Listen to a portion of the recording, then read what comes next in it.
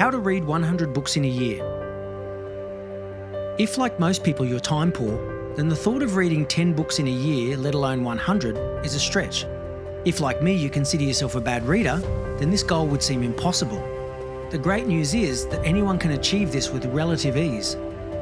Growing up, I was told that I was a bad reader, and subsequently, I didn't read a single book until I was in my mid-20s.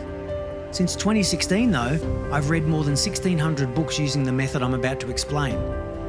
While attending Tony Robbins' Date with Destiny seminar in 2016, Tony explained something called NET, which he used to absorb copious amounts of material. NET stands for no extra time. Put simply, this is using the time you have throughout the day that you might normally fill with mundane or mind-numbing things and replace them with this task.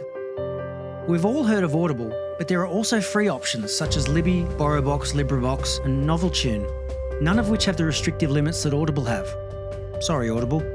If you're in Australia, then all you need to do is go to your local library, grab a library card, then download and enjoy tens of thousands of free audiobooks on Libby or BorrowBox. But I don't have time, I hear you say. Yes, you do. Here's how. If you drive 30 minutes to and from work 5 days a week, that's 5 hours per week of listening in your car. If you walk your dogs 30 minutes a day, there's another 3.5 hours. You probably spend 30 minutes preparing dinner each night, 1 hour watching the dreadfully misleading news, and no doubt you spend at least an hour on social media. Add to this an hour lunch break each day, and you have a total of 26 hours every week that you could be listening to a self-help book, a book on finance, spiritual development, or whatever you want.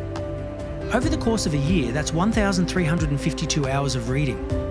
Now, the length of an average audiobook is between 8 and 12 hours, so that's roughly 110 to 170 books you could read in a year with very little effort.